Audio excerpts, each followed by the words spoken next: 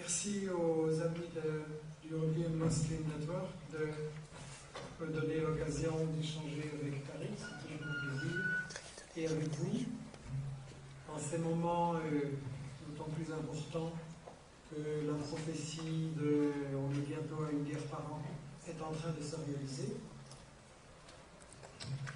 Néanmoins, je vous plains, parce que si j'en crois ce que j'ai entendu à la télévision cette semaine et la semaine d'avant, vous êtes en réalité, je cite,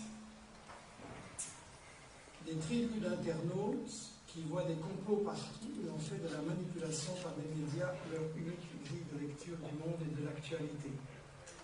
Quand j'entends dans la bouche de cette autorité qui voit des complots partout, quand j'entends le mot tribu pour désigner les gens qui cherchent la vérité en tâtonnant sur Internet et ailleurs, quand j'entends cette personne vous appeler des tribus, je repense à cette phrase de Régis Debray qui disait à propos de l'ethnocentrisme, de l'arrogance des intellectuels français et européens. Debray disait « Ils ont enlevé leur casque, mais dessous, la tête est restée coloniale ».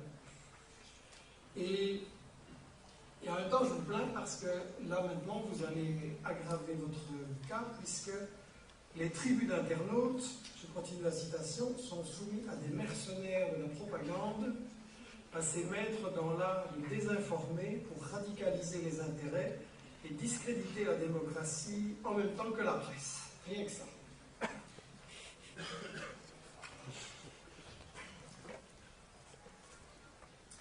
En même temps, je ne vous plains pas trop, je crois que quand on se fait insulter par l'adversaire, ça prouve qu'on est dans la bonne voie et qu'en face on commence à avoir peur que justement les arguments d'autorité ne marchent plus.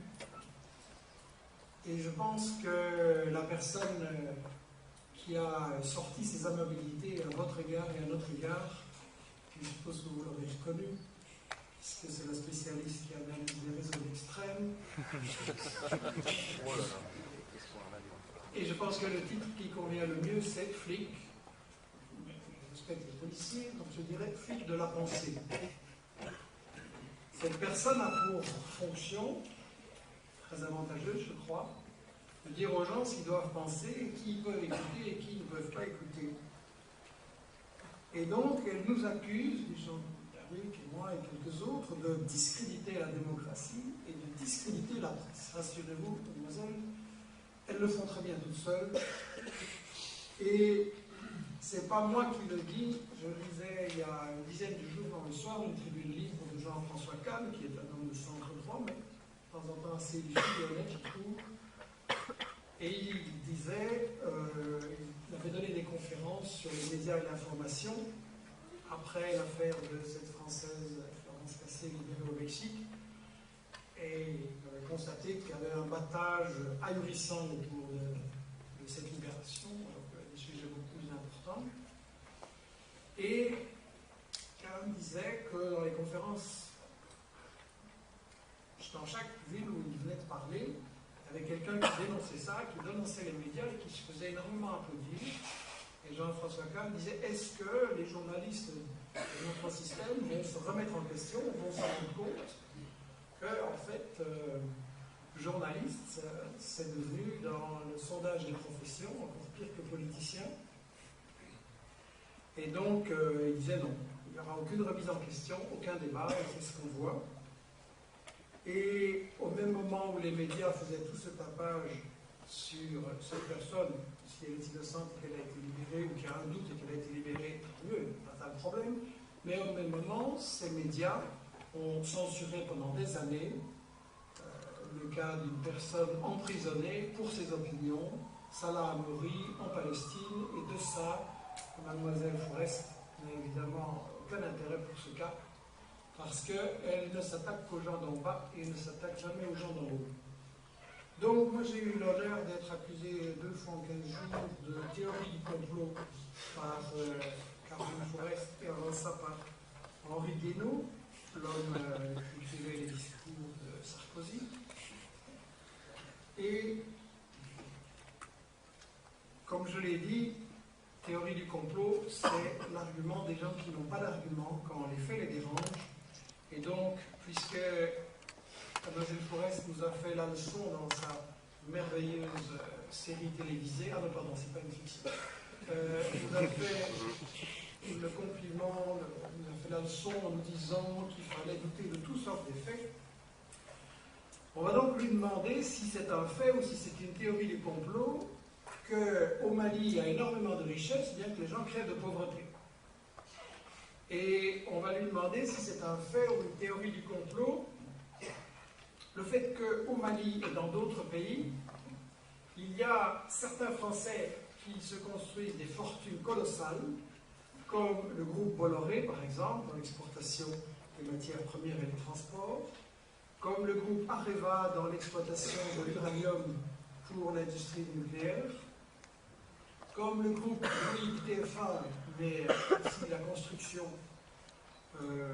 et comme le groupe Total, dont cette semaine, dans les pages roses réservées au monde des affaires, je disais que le bénéfice de Total a été dopé, que le bénéfice a grimpé de 8% à 12,4 milliards d'euros. Avec 12,4 milliards d'euros, vous comblez sans problème le trou de la sécurité sociale, de la retraite, etc. Donc, 12,4 milliards de bénéfices Total, et 40% de ce bénéfice se réalise en Afrique. Et là, c'est intéressant de comprendre comment il y a des gens si pauvres et des gens si riches en Afrique ou autour de l'Afrique. Et là, c'est le moment de rappeler ce que disait Mitterrand en 1988 pour expliquer sa politique envers l'Afrique. Chaque franc, disait-il, investi au sud rapporte 8 francs au nord. Il faut se rendre à l'évidence, ce sont les pauvres qui financent les riches. Encore un homme de la théorie du complot de Mitterrand, certainement. Un autre grand comploteur, c'est le célèbre groupe capitaliste d'audit des entreprises et d'analyse des situations économiques, McKinsey. McKinsey déclarant récemment même si le continent africain reste confronté à d'importants problèmes de développement, comme c'est dans l'euphémisme, le taux du retour sur investissement en Afrique est tout de même le plus élevé au monde. Ça veut dire qu'il y a des gens qui construisent l'essentiel de leur fortune en Afrique et il y a plus en Afrique que n'importe où ailleurs, pendant que les Africains crèvent de faim. Donc, on aimerait bien, Mademoiselle Forest, que vous nous expliquiez cette contradiction, au niveau des faits, bien sûr, ou que vous alliez dire, bien qu'ils sont eux aussi des partisans de la théorie du complot. Le président Hollande s'inscrit dans la même ligne. Je cite, « La France maintiendra ses engagements vis-à-vis de ce continent plein de promesses. Toutes les puissances du monde y sont et essayent de développer leur influence. C'est un continent où la démocratie progresse. » Ah bon? Parce qu'on avait remarqué dans le soutien au dictateur du Tchad, du Gabon, dans le coup d'État en Côte d'Ivoire où la France a bombardé le palais présidentiel, et en Afrique, au Congo aussi, justement, où la France soutient des milices pour empêcher le Congo d'exercer sa souveraineté, mais bon, Hollande continue, c'est surtout ça qui l'intéresse. Un continent où l'énergie et l'environnement sont autant de sujets majeurs. En 2050, 80% des francophones seront africains, 700 millions de femmes et d'hommes. Chacun comprend ici l'enjeu. Donc, voilà encore un théoricien du complot. Et en fait, le problème, c'est de savoir, comme je l'ai dit récemment, comment est-ce qu'on peut être pauvre quand on est riche? Comment, dans un pays qui regorge de matières premières, et un continent en général, il est possible que les gens restent dans la pauvreté? Alors le fameux Henri Guénaud qui écrivait le discours de Sarko, dans son célèbre discours de Dakar, où il a fait la leçon des 800 mandats aux Africains, Sarkozy-Guénaud reprochait aux Noirs africains de ne pas être entrés dans l'histoire. Je ne sais pas s'ils sont totalement ignorants ou totalement malhonnêtes, ou les deux, mais c'est ahurissant parce que Quand on regarde l'histoire du Mali, dans les années 1200, il y avait un empire du Mali. Il avait été fondé par Soundiata Keïta. L'empire du Mali avait un État fédéral très organisé, avec un parlement, j'imagine, dans les années 1200, un parlement. En Europe, on va juste attendre 6 ou 7 siècles pour arriver à cette chose-là. Et l'État était très organisé, avec une armée, avec un système d'enseignement, avec un trésor public. Il organisait l'extraction et la vente de l'or. Il développait l'agriculture, coton, arachide. Il y avait des centres universitaires extrêmement célèbres à Tombouctou, à Genève ou à Ségou. Et un des successeurs de Keïta, Boubacar II, 2 siècles avant Christophe Colomb, a lancé 2 expéditions maritimes pour découvrir l'Amérique. Donc, pour des gens qui ne sont jamais entrés dans l'histoire, c'est pas mal. Et en fait, ce qui est intéressant, c'est que donc, il y avait toute une économie en Afrique et au Mali. Il y avait une économie avec un commerce, des caravanes qui remontaient de l'Empire, l'ouest de l'Afrique jusqu'à la Méditerranée. C'était effectivement contrôlé, organisé par les Touaregs. C'était un commerce extrêmement prospère. Et quand le colonisateur français est arrivé là, intéressé par les matières premières, qu'est-ce qu'il a fait?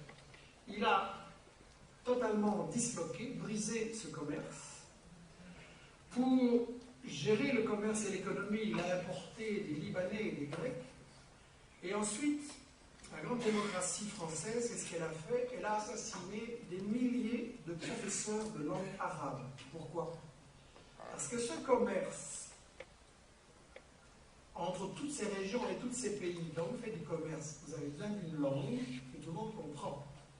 Aujourd'hui, c'est l'anglais. Vous faites du commerce, c'est l'anglais. Et à ce moment-là, c'était l'arabe.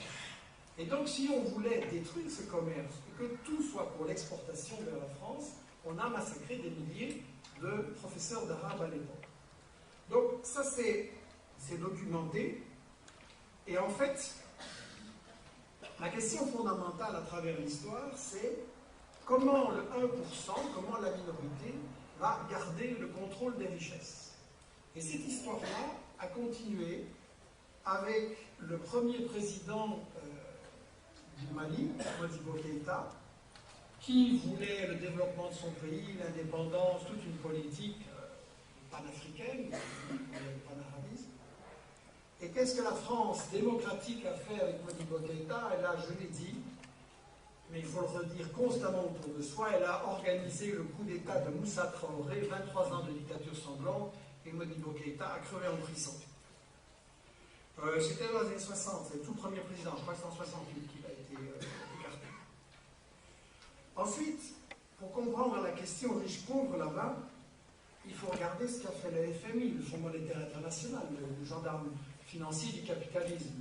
Il a dit aux Maliens, arrêtez un peu de vous diversifier comme ça dans toute votre économie locale, le Mali, vous allez vous spécialiser dans le coton. Très bien. Le Mali s'est spécialisé dans le coton pour se faire concurrencer par le coton des États-Unis, subventionné en dumping, et donc les paysans maliens n'ont pas la possibilité d'écouler leur coton. Une ressource très importante au Mali, c'est l'or. Et comme je l'ai signalé, cette ressource est aux mains de groupes internationaux, notamment les Français de Bouygues à travers des sociétés écrans. Et comme je l'ai signalé, mais il faut le redire, il y a un film, et je vous invite à en prendre les références et à inviter son auteur qui est ici à Bruxelles. Le film s'appelle Mali d'or. Il a été réalisé par Éric Poporté.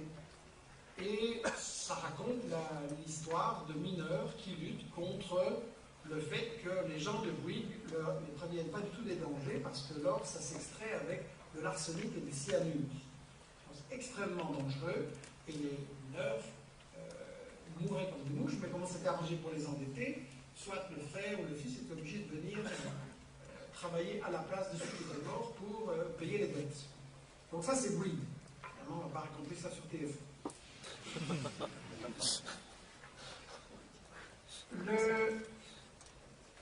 Le Niger voisin, c'est potentiellement un des pays les plus riches d'Afrique. C'est un des plus grands exportateur d'uranium. Et là, tout est systématiquement confisqué par Areva. Ça, j'ai eu l'occasion de le dire, on l'a dans une vidéo sur notre site, donc je ne reviens pas là-dessus. Quand on regarde le Mali et le grand écart de développement où le Nord est encore plus pauvre et encore plus abandonné, ce qui évidemment fournit un terreau au séparatisme et à dresser les gens les uns contre les autres, il faut quand même dire que le Mali est gouverné depuis le départ par les marionnettes de la France, et que ces marionnettes de la France ont fait en sorte que le Nord reste sous-développé, ça ne les intéressait pas, et donc ils sont responsables de ce qui est arrivé là. Et en fait, ce n'est pas quelque chose qui est un hasard. En fait, le colonialisme n'a jamais eu la possibilité de dominer une région qu'en affaiblissant les États qui étaient sur son chemin. Il faut absolument affaiblir les résistances. Et donc, je vous ai expliqué le cas du commerce existant qui avait été brisé, et puis Modibo Keïta, ça c'est une constante. Maintenant, François Hollande dit oui, mais les Maliens sont trop faibles, ils n'ont pas d'État, leur armée ne vaut rien. Ben oui, vous avez tout fait depuis 20 ans ou 30 ans pour que le Mali soit faible, et donc maintenant vous avez créé en fait le prétexte pour faire votre intervention.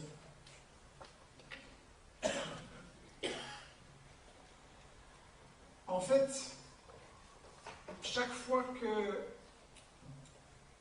en Afrique, dans un pays africain, il y a un dirigeant,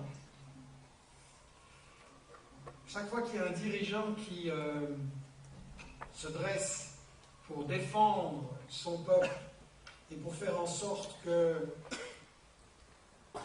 les gens aient à manger, qu'ils puissent aller à l'école, qu'ils aient des médecins, c'est la France qui l'empêche et les autres puissances coloniales.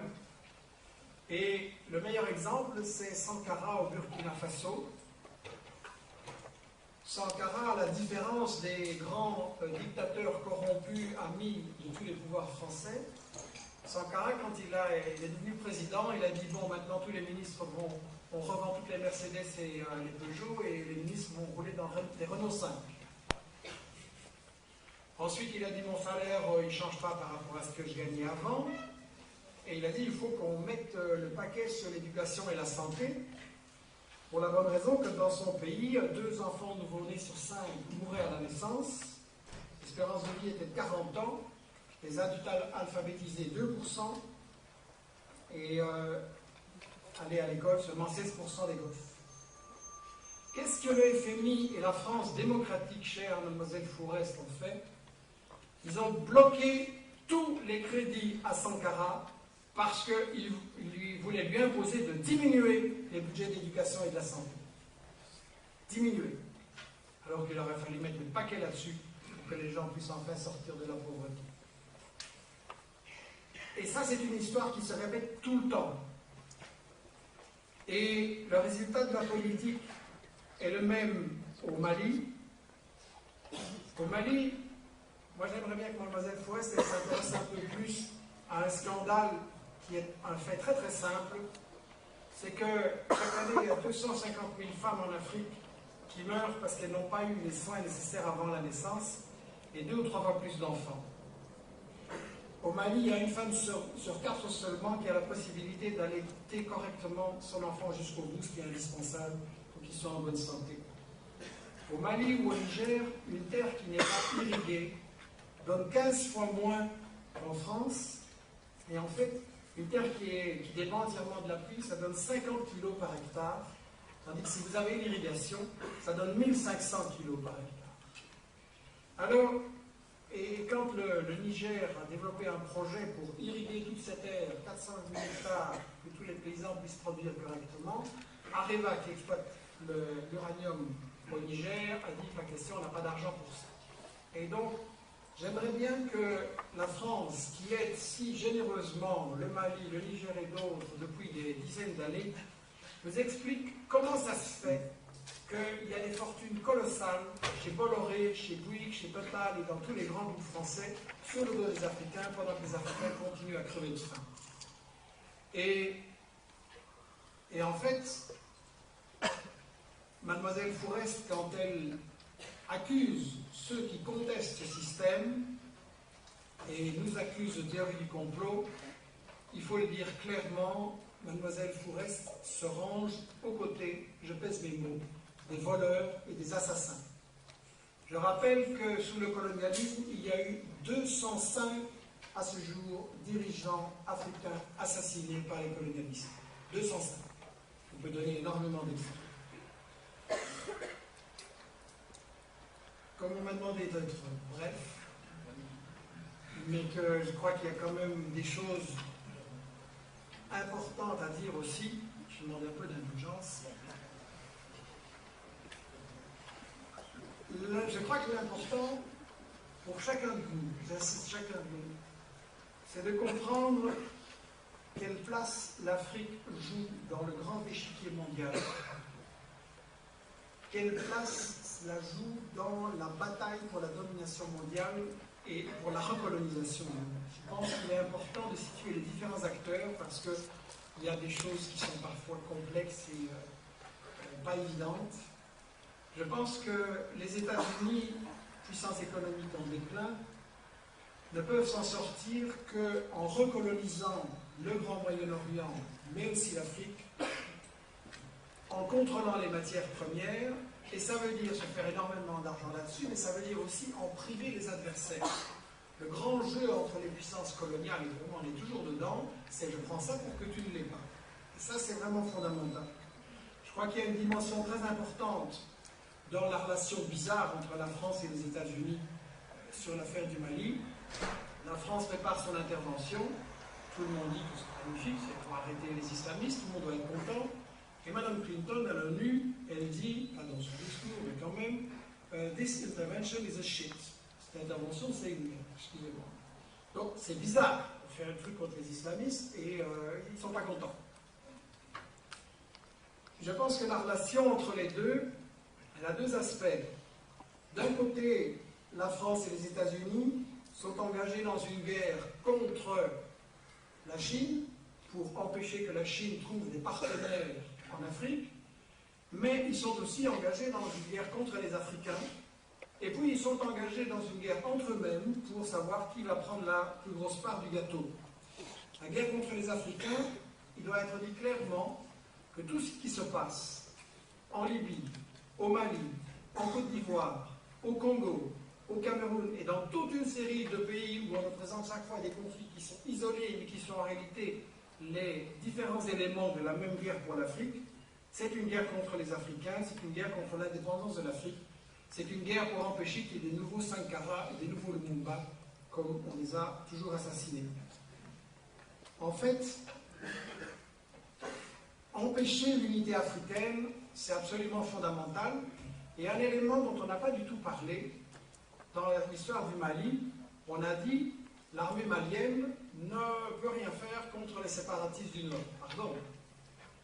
Il y a eu un coup d'État au printemps de l'année précédente, de militaires absolument écœurés de voir que le président et la classe politique se remplissaient les poches et ne faisaient rien contre le séparatisme, contre les attentats, et un coup d'État pour organiser une résistance nationale. Et qu'a fait la France? Un embargo sur les armes, et elle a fait pression pour priver du pouvoir les militaires qui voulaient sauver leur pays avec le soutien d'une très grande partie de la population et de tous les progressistes pratiquement. Donc la France empêche le Mali de résister au séparatisme, avec quelle arrière-pensée? Et quand je vois les États-Unis soutenir certaines forces et la France d'autres, et utiliser les forces séparatistes ou les islamistes pour, enfin je déteste ce mot, hein, ça n'a rien à voir avec la religion, je veux dire, appeler ça, pour moi c'est des bandes mafieuses, c'est des bandes politico-mafieuses, ça n'a rien à voir avec la religion, et je serais très reconnaissant à celui qui trouvera un nom qui nous permet de remplacer ça, parce que ça n'a pas de sens de parler d'islamiste, est-ce qu'on va parler de chrétieniste ou de juifiste, ça ne veut rien dire. Donc ce sont des bandes qui servent des intérêts politiques, ce sont aussi des bandes mafieuses, ça doit être dit, et ça devrait être montré beaucoup plus, et donc, il y a un double jeu extrêmement cynique. Le Canard enchaîné a publié le fait que le Qatar soutient les islamistes que la France combat. Je m'excuse, vous êtes alliés ou vous n'êtes pas alliés ou quoi? Total et le Qatar font des affaires sur les forages pétroliers dans la région ensemble. quand on a publié ça dans le Canard enchaîné, je n'ai pas vu un torrent d'indignation du président et du gouvernement français en disant ça doit cesser. Non, ils font une chose ensemble en Libye et en Syrie. Donc ça pose toute la question, est-ce qu'il y a un des partenaires qui excite et finance les islamistes, d'où viennent les armes d'ailleurs, on le sait, et l'autre qui en tire prétexte pour intervenir dans la région. Donc, je crois qu'il y a énormément de questions à se poser, et ça correspond effectivement à cette analyse que nous avons faite sur la stratégie du chaos. C'est l'application du fameux proverbe africain, ce que tu ne peux contrôler, détruis-le. Ils ne veulent absolument pas que des pays soient forts, souverains, indépendants, et c'est ça la question clé. Si on veut mener la lutte contre la pauvreté, la condition c'est l'indépendance, la condition c'est la souveraineté économique, financière, politique et militaire. Et c'est ça qu'on veut justement empêcher. Il y aurait une possibilité, je pense, de résoudre ce problème-là avec des forces armées de l'Union africaine qui font une intervention et des pays au-dessus de tout soupçon qui font une intervention pour protéger l'intégrité de l'État malien et mettre fin à des excès. Mais on ne le veut absolument pas. Je pense que le colonialisme veut absolument garder ces États en position de faiblesse pour pouvoir contrôler l'uranium, l'or, l'argent, le coltan, le pétrole, le gaz, etc. Je vais conclure avec ce qui me semble indispensable pour qu'on puisse éviter de tourner en rond dans les lamentations. Je veux dire, j'ai énormément de plaisir à me retrouver invité ici à discuter avec Tariq, et je voudrais éviter que dans un an, on se retrouve pour discuter de la prochaine guerre en disant « ça y est, ils nous ont encore eu ».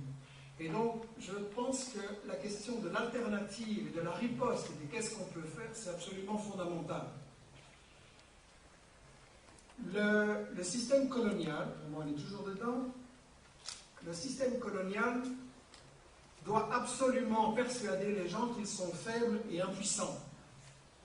Et la réaction au Mali et dans certains pays africains, et la réaction, elle fait partie de ce que Albert Memmi avait analysé, le complexe du colonisé.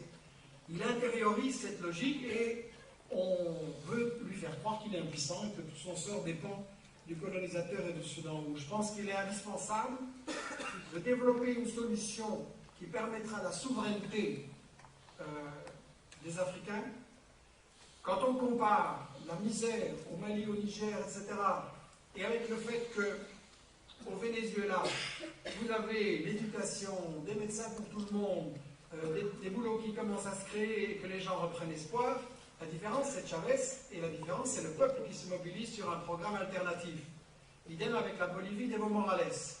Donc on a besoin, dans le monde arabe et en Afrique, de Chavez et d'Evo Morales, et on a besoin de mobilisation sur un programme clair pour la souveraineté et l'indépendance de l'Afrique, sur tous les plans, et on n'est absolument pas faible.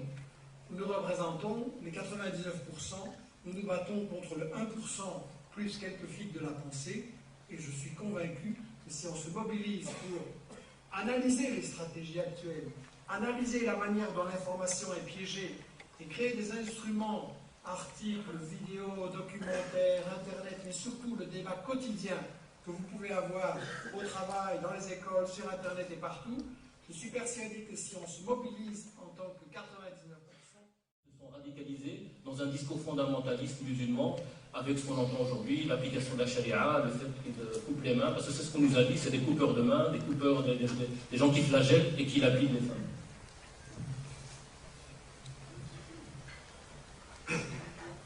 Vous m'entendez? Oui, vous m'entendez au fond? Oui.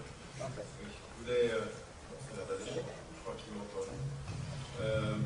D'abord remercier le European Muslim Network ici à Bruxelles et en Belgique de l'organisation de cette rencontre. Vous demandez vraiment également de soutenir le travail de Morsen avec un livre qui est publié à compte d'auteur.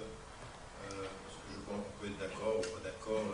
La question, elle n'est pas d'être d'accord sur les conclusions, mais d'appréhender les interpellations et les questionnements qui sont là et qui sont particulièrement intéressants. Et vraiment soutenez aussi ceux qui prennent la peine de s'engager, qui payent le prix aussi, parce que à partir d'un certain moment, en termes de travail, en termes d'emploi et de reconnaissance, eh bien, c'est un prix qui est payé et c'est aussi à vous de montrer votre engagement actif à soutenir ceux qui vont jusqu'au bout de leurs idées. Alors, à la suite de ce que vient de dire Michel Collomb, sur les grandes lignes, nous sommes d'accord. Il y a bien entendu des désaccords entre nous sur certaines parties du monde, sur certaines conclusions. C'est là que ça devient intéressant, mais sur le plan fondamental, nous sommes d'accord sur un certain nombre de choses qu'on nous dit et un certain nombre de choses qu'on nous cache. Et moi, je n'ai pas de temps à perdre avec PHL, Caroline Fourest et consorts.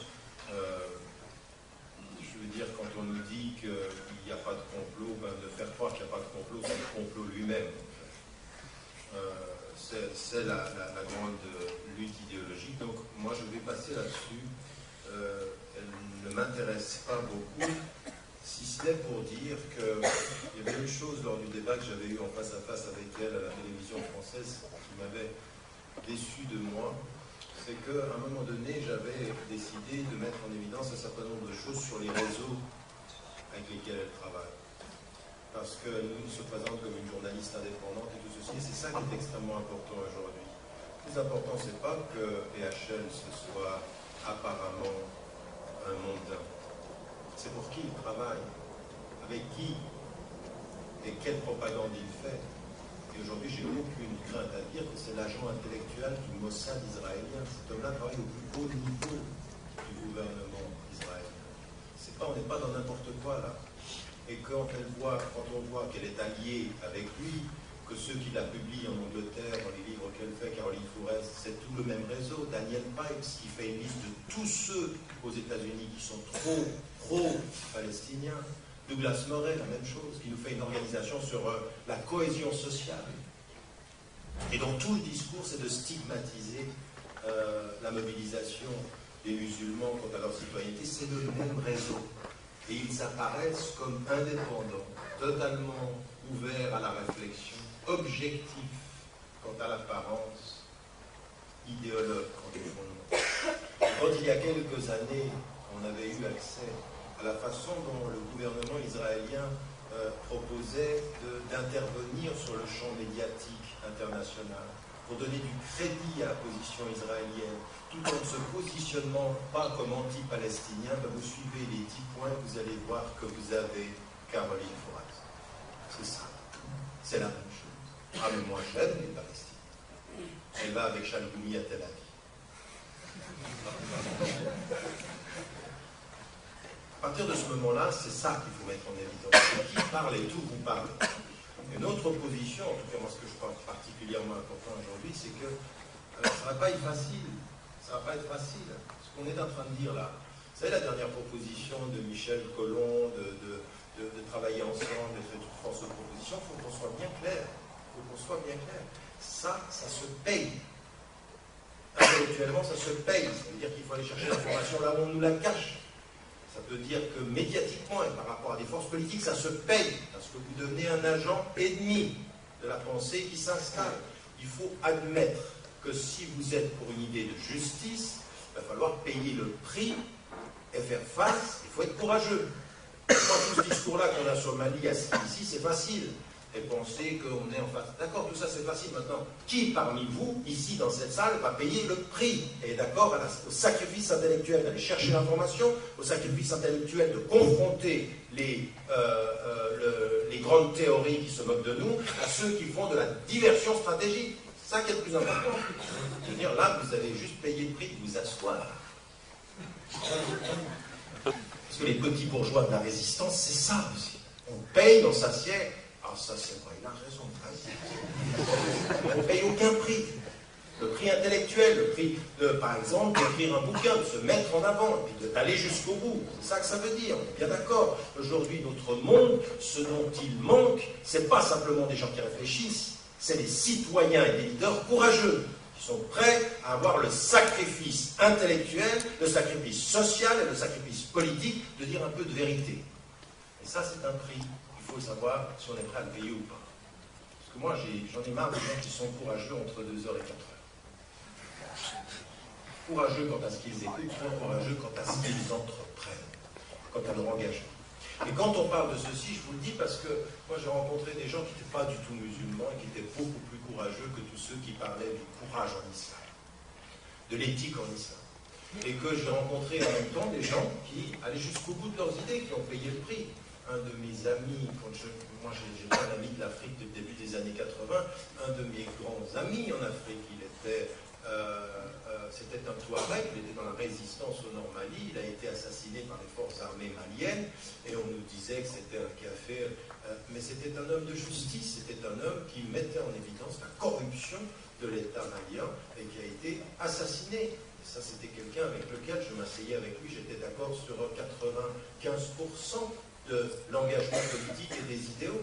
Maintenant, il ne disait pas Dieu est un, mais il disait la justice pour tous. Et il le disait justement.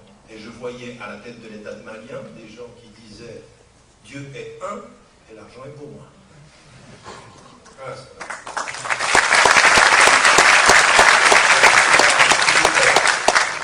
Vous savez quelle est ma relation avec les applaudissements. Donc, simplement pour commencer ceci et pour arriver à la question, sur une question qu'il faut... Alors, encore une fois, j'entends bien ce que dit Michel Colomb quand il dit ça n'a rien à voir avec la religion. Malheureusement, ça a à voir avec la religion. Ça a à voir avec la religion parce que le fait que la religion soit instrumentalisée, l'instrumentalisation n'a rien à voir avec la religion. Mais c'est la religion qui est instrumentalisée, il faut avoir un discours clair sur le fait religieux. C'est-à-dire qu'aujourd'hui, il faut se rendre compte d'une chose, l'un des plus grands laboratoires, les deux grands laboratoires de l'époque contemporaine quant à la gestion du fait religieux, dans sa capacité à le radicaliser et à sa capacité à en faire un instrument de politique internationale, c'est l'Égypte à partir des années 50 et c'est spécifiquement l'Algérie à la fin des années 80. Et là, ce sont des laboratoires communs. C'est-à-dire, ce sont des laboratoires, encore une fois, il faut qu'on commence par des positions fondamentales et claires. C'est-à-dire que, et ça c'est une position dans laquelle chacun d'entre nous, quand elle ou il prend la parole, il faut où est-ce qu'on est? Est-ce que, par exemple, comment je me positionne par rapport aux littéralistes? Alors les littéralistes, il y a des salafis qui sont littéralistes. C'est une ancienne tradition. Et ces salafis qui sont littéralistes, je n'en suis pas, mais je respecte certaines de leurs réponses. Je respecte leur lecture des textes, je ne suis pas d'accord sur leurs conclusions, sur leur façon de comprendre l'islam, et je m'oppose à leur interprétation. Mais la très grande majorité d'entre eux, historiquement, n'étaient pas des violents politiques.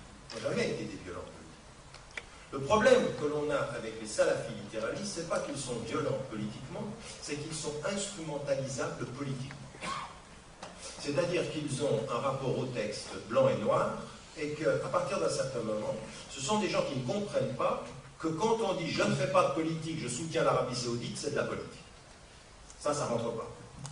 Il y a un élément de la conscience politique qui manque. On dit « ah non, pas de politique ».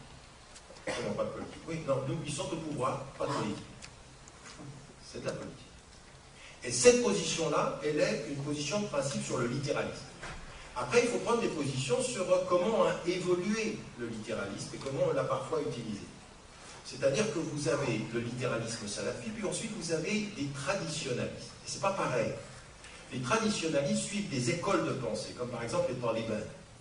Talibans en Afghanistan, ce ne sont pas des gens qui sont comme les salafis. D'ailleurs, même les salafis saoudiens, quand ils partent en Afghanistan, leur but c'est de les rééduquer à la vraie compréhension de l'islam. Parce qu'ils sont trop fermés dans une école hanafi et dans une tradition d'école scolastique. Donc apparemment, on dirait que c'est les mêmes. Fondamentalement, ce n'est pas les mêmes. Ce n'est pas les mêmes. Certains pensent qu'ils sont dans la pureté de l'islam et que des autres sont dans l'innovation parce qu'ils suivent une école. Mais dans leur tenue vestimentaire, dans leur rapport à la politique, c'est la même chose. Même rapport à la politique, pas le même rapport au texte. Et pourtant, dans les deux cas, le rapport à la politique va permettre aux Américains, aux politiques saoudiennes, et ensuite aujourd'hui Qataris et des gens du Golfe, et aujourd'hui encore, depuis l'extérieur, à des forces occidentales, à utiliser ces gens à des fins politiques. Alors nous, il faut qu'on prenne une position de principe. Et la position de principe, c'est de dire l'instrumentalisation du religieux n'est pas de la religion, Mais il faut prendre une position sur la religion en disant que ceux qui ont une lecture littéraliste, et bien vous vous positionnez, vous êtes d'accord ou vous n'êtes pas d'accord. Mais ceux qui, au nom de la lecture littéraliste, se permettent de dire un tel est dans l'islam, un autre n'est pas dans l'islam, tel je peux le tuer, tel autre je ne peux pas le tuer, et qui vont jusqu'à la violence extrémiste, et bien ceux-là, il faut dire non. Là, nous ne sommes plus dans l'ordre de l'islam. Là, nous sommes sortis. Et c'est une condamnation ferme sur l'application, soi-disant, de la charia aux normalités. Ça, il faut prendre ces positions-là. Mais on est obligé de les prendre d'un point de vue religieux. Vous ne pouvez pas dire non, c'est pas l'islam. Eh ben, je suis désolé. Quelqu'un qui dit Allahu Akbar, la ilaha illallah, et une main coupée, vous dire c'est pas la religion. Vous allez faire ça, vous allez faire prendre ça à qui? Qui va vous écouter? C'est-à-dire, vous êtes des. Vous savez ce qu'on va vous dire? Double discours. Et là, pour le coup, on a raison. Moi, quelqu'un qui ne prend pas une position musulmane sur quelqu'un qui coupe des coups en disant c'est pas la religion, c'est pas l'islam, je suis désolé, il le fait au nom de l'islam. Quelle est ta réponse? Comment tu te positionnes? Donc il faut dire de ce point de vue-là que cette interprétation-là de l'islam, que le fait d'aller tuer les innocents, que le fait de s'en prendre, ce qui a été fait au Normandie, eh bien nous, d'un point de vue religieux, on s'y oppose. Alors ces groupements-là, que maintenant on appelle communément, vous savez, le pouvoir de la terminologie, ça nous est déjà arrivé, ça historiquement, dans ce plan récent, avec le mot salafi. Au départ, salafi, c'est des littéralistes non politiques. Et peu à peu, on a vu salafi, salafisme, salafisme violent, djihadiste, et le mot salafi, maintenant, est devenu partout médiatiquement celui de l'extrémisme violent. À tel point qu'après, on est allé chercher, par exemple, pour ce qui me concerne dans mes livres, quand je disais je suis salafi réformiste, je dis ah, il l'a dit, salafi. Il a dit, notre ami Forest. Donc, en l'occurrence, non, mais parce que ça m'est revenu sur cet élément de définition. Donc, vous voyez comment le mot a évolué. Et le deuxième élément, maintenant, c'est sur le mot islamiste. C'est-à-dire, à un moment donné, c'est l'islam politique, puis ensuite, c'est devenu l'islamisme, où il y avait plusieurs types d'islamisme, et maintenant, on utilise l'islamisme pour dire tous ceux du Normandie. Et vous avez bien compris, par extension, ceux dont on parle en Normandie, c'est le même mot de ceux dont on va parler en Tunisie, de ceux dont on parle en Égypte. Et islamisme est devenu un mot qui va déterminer le caractère négatif de tout projet politique. Alors après, encore une fois, on peut être d'accord ou pas. La question, c'est la précision terminologique. Et la précision terminologique, c'est de dire, ben voilà, vous avez aujourd'hui des mouvements qui sont islamistes. Et d'ailleurs, j'aimerais quand même vous dire une chose, c'est que le mot islamiste ne vient pas au départ de la terminologie occidentale. Il vient au départ des prisons égyptiennes, où il y avait muslimoun et islamiyoun. Et ça a été une question fondamentale. Pourquoi? Parce que chez les frères musulmans, il va y avoir, je l'ai déjà expliqué ici, ceci, mais je le rappelle, parce qu'il faut qu'on sache d'où ça vient le terme. Eh bien, à un moment donné, on se bat contre les Britanniques. Alors c'est facile, ils ne sont pas musulmans, on est musulmans. Et ceux qui s'y opposent, c'est eux. Ça peut être une Al-Qaïda ou des Kofors, ce que vous voulez. Nous, on est musulmans. Tout à coup, qui vient au pouvoir? Un musulman. Nasser. Est-ce qu'il est encore musulman, oui ou non? Certains disent non. Il est en route. Il est sorti de l'islam. Et nous, nous sommes les musulmans. Et ce mouvement-là va se radicaliser dans les prisons. Et les autres disent non, il est encore musulman, mais il commet des erreurs. Nous sommes tous musulmans et nous, islamiyoun. C'est-à-dire, on les garde dans l'islam, mais nous, on a un projet politique. Donc vous avez compris que c'est une question qui va déterminer l'ouverture de l'islam contre un mouvement qui va s'établir dans les années 70 et 80, qui est le mouvement Takfir. Et Takfir, c'est-à-dire que nous sommes musulmans, vous ne l'êtes plus. Dès que vous soutenez un dictateur musulman, vous êtes sorti de l'islam, donc votre sang est halal. Vous suivez ce débat-là? Mais ça, c'est dans les années 50, on n'est pas... Et vous pensez que les Américains découvrent, les Français découvrent, ils ne savent pas tout ça? Non seulement ils le savent, mais la stratégie de radicalisation et d'emprisonnement des frères musulmans à partir des années 50, les Américains sont les conseillers politiques de Nasser. On révèle qu'en 1955, c'est des agents américains qui mettent en scène une tentative d'attentat contre Nasser. Ils mettent en scène, et le colonel égyptien, 30 ans plus tard, écrit « J'étais dans la réunion, ils nous ont conseillé de faire en sorte d'un attentat. » Pourquoi? Nasser sort grandi aux yeux du peuple, prend tous les frères musulmans, exécute toute la tête.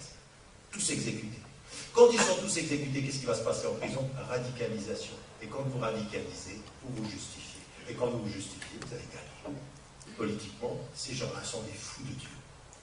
Et jusqu'à Moubarak, quelle va être la rhétorique? Vaut mieux un dictateur qui réprime que des islamistes qui vont être anti-occidentaux. Toute cette rhétorique, elle est jusqu'à aujourd'hui. On l'a entendu jusqu'à ce que Ben Ali prenne l'avion. La France disait toujours la même chose. Donc ce que je suis en train de dire, c'est qu'en amont, avant de venir au Mali, tout ça, il faut prendre des positions. Et encore une fois, qu'on soit clair. Position sur la terminologie qu'on emploie parce qu'elle est importante. Deuxième des choses, position sur ce que font certaines femmes et certains hommes au nom de l'islam, où il faut être capable de dire que ça n'est pas acceptable. Je ne leur enlève pas la caractéristique musulmane, mais je ne reconnais pas la légitimité de ce qu'ils font au nom de ma religion. Je ne vais pas commencer à faire du takfir en disant ils ne sont pas musulmans. Ils sont musulmans, mais là, ce qu'ils font, ce n'est pas possible.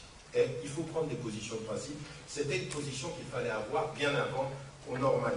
Et je vais simplement y revenir, parce que c'était la même chose avec l'Afghanistan. L'Afghanistan, ce qui se faisait, et c'est vrai que c'est quand même étonnant que ces mouvements qui étaient politiquement, qui étaient d'abord strictement religieux, on s'aperçoit quand même qu'ils ont une capacité à s'installer partout où il y a de grands intérêts économiques. Le Niger, le nord du Mali, la région de la Mauritanie, vous avez une région ici dont en termes de prospection, on ne sait pas encore exactement quelles sont les ressources en pétrole, en gaz, en uranium. Mais ce qui est apparu, c'est que dans les premières estimations d'il y a 7 ans, eh bien on disait que ce serait une ressource qui pourrait dépasser les réserves algériennes, voire même algériennes et libyennes ensemble. Donc on est dans une perspective qui est importante. Et quels sont ceux qui sont en train de s'installer depuis maintenant 10 ans en Afrique? Mais vous ne pouvez pas aujourd'hui entrer dans n'importe quel pays d'Afrique occidentale sans vous rendre compte de la nouvelle présence chinoise. Une présence phénoménale et qui prend contact de la façon tout à fait différente. Pourquoi? Parce que quand la Chine entre en contact avec l'Afrique, elle n'a pas de passif colonial. Et ça, c'est particulièrement important. Alors, à un moment donné, les États-Unis sont entrés et sont encore là-bas. Mais il faut se rendre compte de cette dimension.